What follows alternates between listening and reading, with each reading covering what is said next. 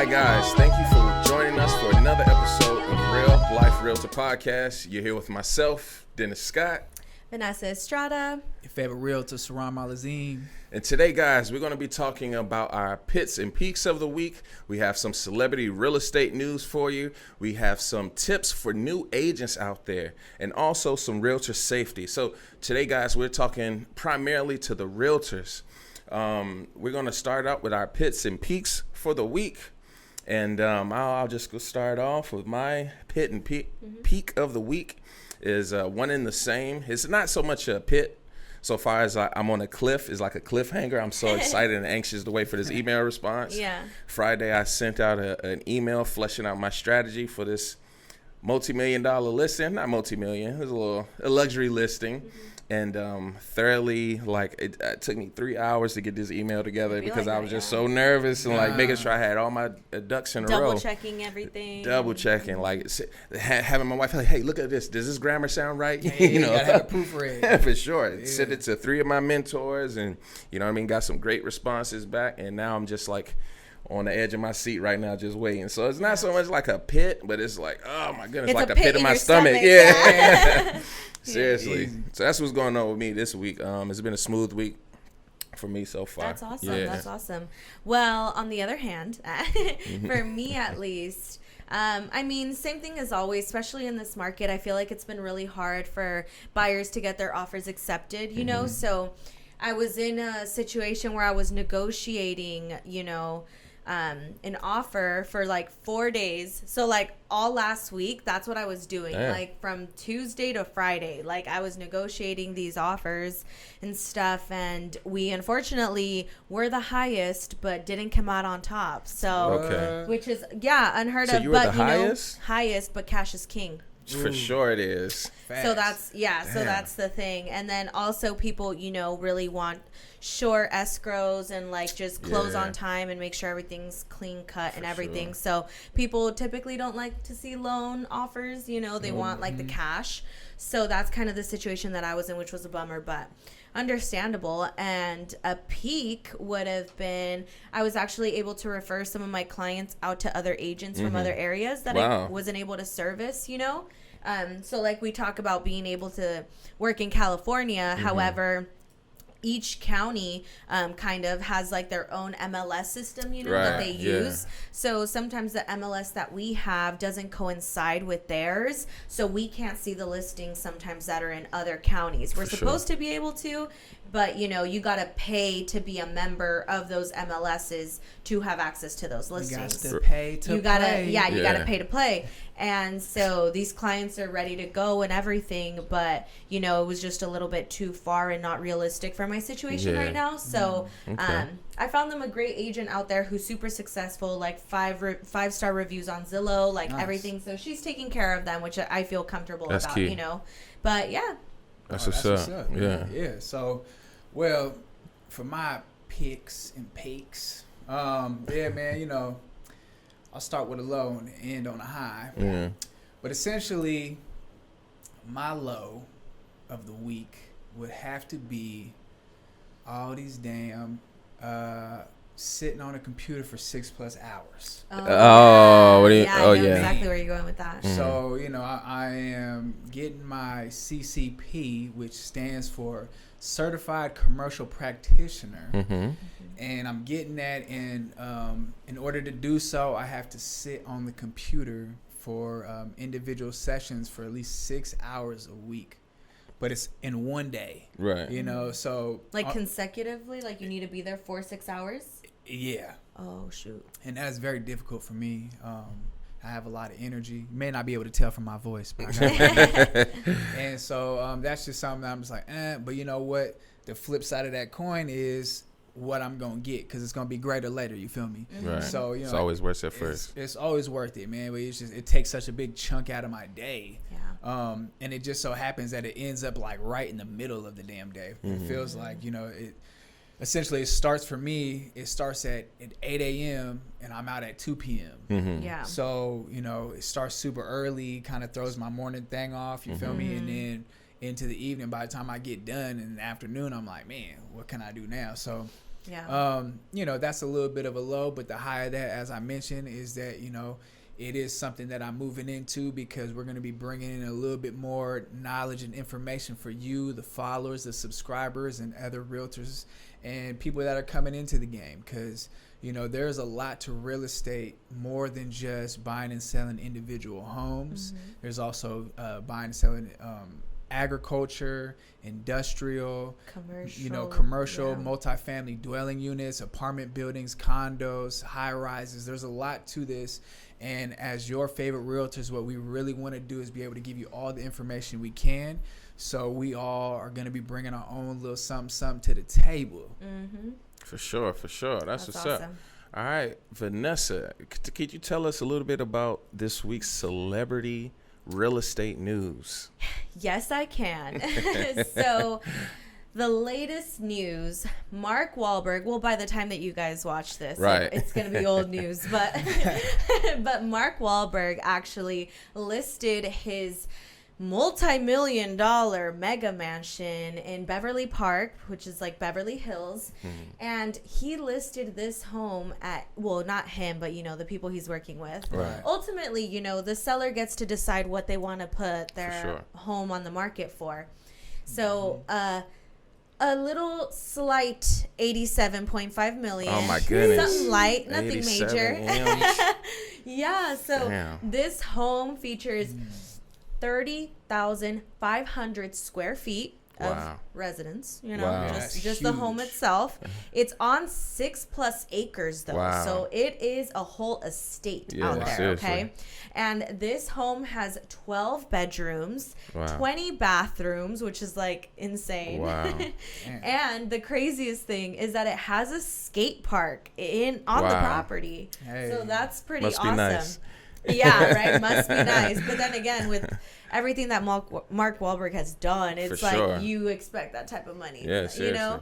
And apparently this home is the 7th largest home in the Los Angeles County. Lucky number 7. Yeah, lucky number 7. So it is on the market, and we'll see what it sells for. We'll keep you guys updated. Yeah, seriously. Mark gonna be getting his money, man. Oh, yeah, we'll see how much he gets for that. That area is actually very, very lucrative and very expensive. For sure.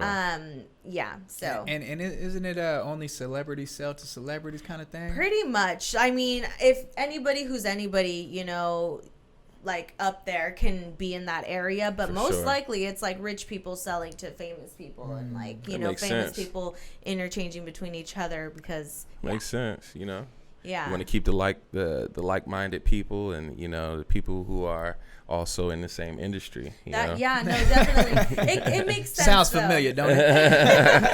It makes sense because it's kind of hard to relate to common folk or like normal people. I mean, it's celebrities. You don't want just randoms in the celebrity neighborhood. Exactly. Yeah. Well, it's because it's like a kind of paparazzi kind of thing. Right. Yeah. It's because feel safe. When you are someone of stature, when you go out there, whether you're an athlete, a celebrity, whatever you want to call it. Right. At the end of the day, there's an inflated self. Mm-hmm. In a sense, and it's not so much that you do it to yourself on that level, but people just idolize you. People look up to you. So naturally, you might want to be taking your trash out, and if you got, like y'all said, a common folk running around and they gonna stop you like, man, can I take a picture? You over here, you're over here minding your business and your robe with your slip. Over here in the yard picking up your dog shit, and you got to worry about someone coming over here trying to take a picture. So for sure, it's like people feeling normal around people that are like them. You know what I mean? Right. No pressure. Yeah. Okay. Now let's get into our first topic, which is realtor tips for new agents. So for the new agents out there, we've been getting a lot of feedback, like, hey, could you guys do something for new agents, or like what's the process? I had my brother yesterday ask me like, hey, if I were to get in real estate, what are some of the things I should be doing?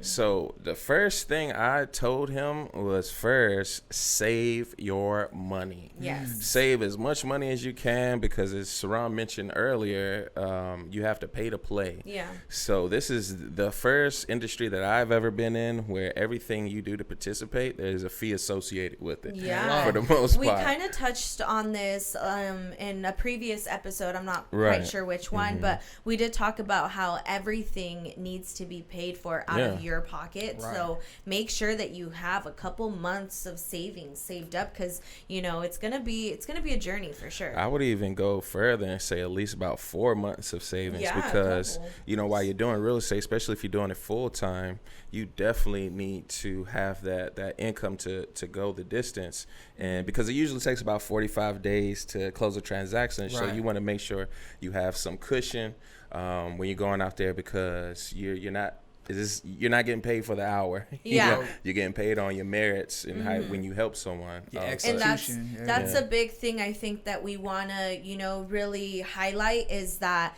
this is a commission-based job. Like, you will not get paid hourly for this. So all the time that you put in, it's basically the time that you're investing to build your business. For sure. It's not like, oh, I'm putting in all these hours and I'm getting compensated for it. You will get compensated, but in the future, not at that moment. On the back end, baby. On the back end. Yeah. What are some other tips you guys would suggest? Yeah, I mean, one major thing that I like to highlight that I think that we've spoke about many different times, but I want to emphasize, don't be a secret agent. Right. A lot of the times, even like when you're going through school, that's something that I didn't do. I was definitely more focused on, okay, let me just accomplish this goal first. Let me go through the school. Let me go set up and take my exam, and then I'll let everybody know. Right. But there's subtle ways to do it, so you really don't want to be a secret agent, because, something that, myself, even being in sales, and I have a sales background, I've known for a long time that it takes money to make money. And, there's different routes to that. Some people would say, hey, you can use other people's money to make money. I'm not going to disagree with you. But what I am going to say is, at some point in time, you're going to have to put up some money. Yeah. You know what I mean? It's high risk, high reward. And like, my colleagues are saying, you feel me? You get paid on the back end. So everything you do is out of your pocket up front. So you definitely want to save. But you don't want to be a secret agent. You want to let people know what you're doing. And if I have to reflect on some of the mistakes I made from the transactions that I did close, is that I didn't highlight every step of my transaction, which would have given people more information about me and being like, oh, damn, like he's really doing it. He's like, he's over here doing that. Oh, he in contract. Oh, he in escrow. He just listed. Oh, what? He over here, contract accepted. Like posting on your social media is what you mean? Like being very vocal on your social platforms about what you're doing for your client. Yeah. Every Vanessa, step of that. Do you have any tips? I got a ton of tips. But mainly what I want to emphasize for people is, well, at least in regards to my case, if you are young going into this industry, really pair up with a mentor or somebody that, can guide you and teach you the ropes. Because like I've said before, like the wheel is already invented. Don't reinvent the wheel. And I feel like I was, in the beginning trying to figure it out on my own, and in this industry, I mean, you are on your own a lot of the time, but you don't have to be, you could always reach out to people and get help from them. And that's there. I feel like people are really open to helping and guiding you, and everybody gives you like a little bit of information of the way that they do things. And you just take all that information and pick and choose what works for you kind of. But at the same time, I feel like even joining a team in the beginning would be super beneficial, because it'll be an easier way to start, learning the process, getting deals under your belt, and then, expanding from there once you have that knowledge base. Yeah, that team is kind of like a more gradual kind of introduction. I think when you come in just as a solo agent, everything's thrown at you. And I definitely second that. When you definitely want to reach out to people, because ask and you shall receive. And a lot of people, they look at that as initiative. Like, oh, this young buck or this young female is coming into the game, and they're looking at me to at least be able to give them some type of information that's going to help them along their way. Some people are very open to that. Some people want to help, and just as she said, whether it's a little bit here, a little bit there, you can gather all of that. But, definitely if you want to join a team coming in, it's a little bit more gradual to kind of help you along and just kind of generate the nice pace that you would need to be successful. Kind of get a routine, a feel for what your everyday looks like as an agent, and, go from there and really expand. Especially if you've never run a business, if you're just used to clocking in, clocking out, Yeah, having someone give me. you a task, it's like, oh, okay, if you're not a self-starter in a sense, because coming in here is you have, especially depending on what brokerage you join, if you join Keller Williams, you're going to be started on a great, path of education, program, what I mean, good basis of understanding. So if you're not that type of person who's a self-starter, you can stay on task by yourself. Like joining the team is very beneficial, especially if you don't you want to learn how to run a business, every facet of it.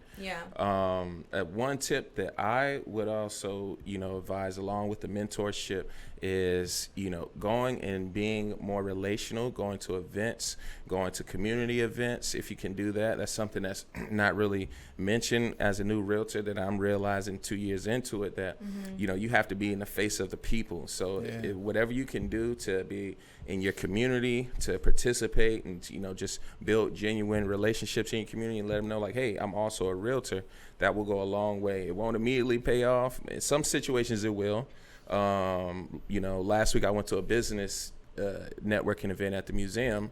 I met someone from the Chamber of Commerce who was like, say, look, I can help you out. I'm like, oh, wow. I just would have never gotten that opportunity had not gone and done that in-person event. That's real. And just to add to that too, like we also went to the event last weekend. And Oakland. And that being around other business professionals. And even in that sense, it's always great because we networked in a major way. Yeah, for sure. Got with some real people. For sure. Now, with all those realtor tips, what are some ways that realtors can stay safe? Because that's something you'd also don't hear about. Realtor safety is like, you're driving people around in your cars, you're going to open houses, you're showcasing homes, dangerous things unfortunately happen to realtors sometimes. Like Vanessa, what are some of the keys that for a female realtor that you're mindful of as far as safety? So obviously women have a lot more to worry about, like especially with me. I don't know if you guys can tell, I'm a little small. I'm only like 5 feet tall. And so, and usually I wear like heels and stuff, which makes me a little bit taller, but I'm still relatively tiny, right?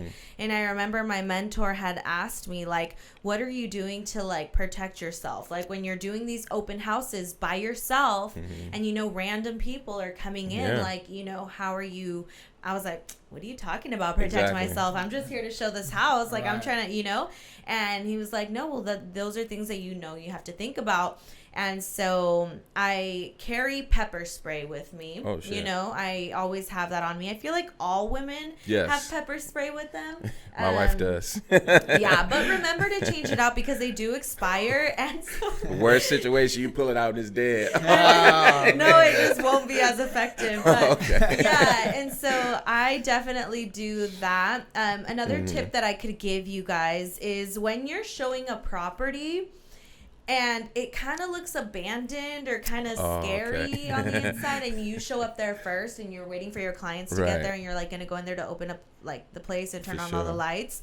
I always I'm like, hello, is anyone here? Like, because you never know. Sometimes there's squatters up in like those houses that are like abandoned or vacant or stuff like that. And you just never know, But also when you're showing a property, my tip is to stay in the general like area. Like for example, if you're in a hallway, let the clients go into the rooms by themselves and just stay in the hallway like in a neutral position. Don't put yourself in a position where you can get locked. Don't box yourself in. Don't box yourself in, because sometimes what if you're showing this owner's suite or something, and you walk in there first and they just like close the door on you and put it, you know, like you never know. Weird. So yeah, just let them walk in first and then, you know, do all of that. But it's interesting because I remember talking to Dennis about these things and he was like, huh? What the heck? Yeah, I mean, look at me. I don't have nothing. I don't really have anything to worry about. Yeah, like nobody's gonna try to come in, like, you know. Right. It's a little bit different, I think, for myself. So, and I definitely want to recognize like what you're saying. Yeah. I think from a male, my perspective, a male perspective, I like to meet people. So if I'm showing property, I like to meet them in a public location first where there's cameras. Oh, see, I don't do that. I just meet them at the property, like for the first time ever. Like, now, why do you do that, Sirrom? So I do that because it shows that we're consensually meeting up, and it's in a public place, and it's showing that, hey, look, either we drive together or like we meet up. So it's just kind of so there's a little bit of a trace showing that two people meet up. Of course, I have, you know, text messages, emails, I have all that stuff, but then showing that we're meeting up and like everything's good. Okay, cool. And then we go to location because see, we live in Santa Cruz County. And I take people to locations where there's no cell phone reception. Oh my God, that was me last week. Yeah. So, you know, like I don't want to be up in the mountains somewhere, you feel me? And, you know, meeting them for the first time. You know what I mean? There could be something. And, you know, I just don't want there to be anything said or not said to, you know, steer people the wrong way, you feel me? So I just kind of like to meet people in public. Now when I do open houses, generally as well, I kind of like to stay in a public kind of area, and I don't follow people throughout the house. I kind of allow them to go through, and I just let them know, hey, if you got any questions, I'm here to answer them for you. And I do kind of stand near an opening. Like so the door. A door, you know, a sliding glass door somewhere in the open. And, you know, I'm just kind of just trained that way. Even when I go out to eat, you know, I like to sit in a space and make sure you know where you're at. You feel me? So I can see everything coming in and coming out. So don't sit with your back to the door. Yeah, that's for real. But one tip I would give for Realtor Safety is if you're going on a showing, if you're going on an open house, well, a showing more specifically, let someone know where you're going, who you're going with. Let your office know. I always tell my boyfriend. Right, for sure. Like, no, this is where I'm going to be. Share if you your don't location. hear from me. Yep. Share your location. You know what I mean? Check in once you're there, you arrive. Sometimes I even say, hey, can we take a selfie? And I'll take the selfie, you know, especially when you're out in those locations where it's no service. You know, I've been in or if you're in those locations where they aren't too friendly. You know what I mean? Start getting towards them peaks and valleys and things. Right. So do you guys have any other tips on Realtor Safety? No, but I would like to actually go over kind of what it takes to become an agent. I feel like that's personally what I get a lot of comments on in my DMs. Like, it's always like, what did you do? Like, how do I get into that? Oh my God, I'm interested in what you're doing. How do I get there? You know, things like that. Okay. So I don't know how you guys did your courses, but I did mine online, like on CaliforniaRealtyTraining.com. Yep, C.A.R. Realty. You did that one too? I did that too. I did Chamberlain Real Estate School. Okay, see, so there's multiple types, and I always get asked, like, which one did you do? Which one's the best one? Or I don't even know if there's a best one. They're all the same. Pretty much. Just, you know, it's just how much you want to pay. Can you pass an exam? Yeah. You know what I mean? And so basically, there's 3 courses you take. So real estate practice, real estate principles, and then you get an elective choice. Right. I ended up choosing finance as my elective because I just know that it would probably be very beneficial, you know, to know about that. I can't remember my elective. Yeah, there was a bunch of different kinds, but basically you take courses for each of those classes, and once you pass each course for that class, you gather all 3 certificates of completions, and you're able to apply for the state exam. Right. Yeah. So that's when it gets real. Yes, that's when it gets real, because once you pass your classes, which you can do it at your leisure. I know that the program that I was using, they give you access to the portal for a whole year. So within that year, you're able to go in there and, you know, use all their systems and everything. But it's also very, you know, nerve-wracking signing up for that state exam because there's such a long wait list, you guys. It is not like, oh, I passed these courses, cool, I'm going to take my test next week. Nope. It'll most likely take like a month. or Even over more. a month, to even get your appointment date. So that's something to keep in mind, because you do all these classes and then you sign up for the state exam and it's like 2 months away, and then you're like, you like don't even study anymore, and then it's like, you know, so it's make sure that you're on top of it. Yeah, that's what I liked about the Chamberlain Real Estate School, was not only as is similar, like it's for the whole year. So even though I was able to pass all my courses and then send it out so I could get my exam date, I was able to continue along in the portal and keep practicing. Exactly. And with this real estate school, they gave you a 2-day crash course. So you were able to schedule that when you got your exam date. You just let them know. They scheduled it 2 days before that. So essentially you go in, or, you know, online, and it's a crash course where you're just basically just getting drilled. So then that way, when you do hit your exam, it's just kind of like bam. And they give you those practice exams too, which are tougher than the actual exam. Oh my God, like. Those questions were not even on the exam, and I was like, what the heck? But, you know, it prepares you. It kind of over prepares you, and then when you're actually there, it's like, oh. Yeah, I know this. Yeah. But see, for some people, it burns them out. You know what I mean? Or they just get too like. Not only that, but the state exam itself, it's like 150 questions. You know, and you get 3 hours time limit to complete it. It's, you know, and don't worry about the people finishing super quickly. And showing up late. I was literally one of the last people to get out of there, and I was just like, I was super grateful that I took my time, because as soon as you're done with your exam and you submit it, like you go out to the little lobby where they like have the computer stuff, and then they give you a piece of paper that tells you if you passed or not. You can't look at it. And they tell you, do not look at this paper until you go outside of the building. I didn't like how the brother did me, man. He did me grimy. How? Well, because y'all talking that, you know, I showed up late. I don't suggest it. Right. And I finished early. Right. Or I was just confident. Right. But when I stepped to the counter to get my, you know, piece of paper, the brother was like, you know, he looked at it. He was like, don't open this until you go outside. You know, Hey, what? And I'm like, man, you know what I mean? Like, all this energy, You're like, damn. like his demeanor was like, because when I first walked up, he's like, hey brother, how you doing? You know, we chopping it up. It was like all good. And then he looked at the paper and he like, all right, brother. He was probably mad that you passed and got there late. I think he was setting me up. Joke. Yeah. It was like a brotherly joke. Yeah, I don't know. I don't remember your name, brother, but appreciate that's you. so funny. For That's sure. hilarious. Yeah, that threw me off. But you don't have to go, you know, looking everywhere. you gotta Google everything. So we just wanted to, you know, make a video where you guys could come in, get info, get tips, and, you know, ask us any more questions if you have any. Please ask questions. We're always available, you know, to contact us on our social media. That's why I wanted to bring up, you know, how to get into real estate, because that's something that I get, like, I have a text like copied and saved in my notes. So when people ask me, I send them that, because that's how often I get it asked. So now there's a video for you guys. You're prepared, for sure.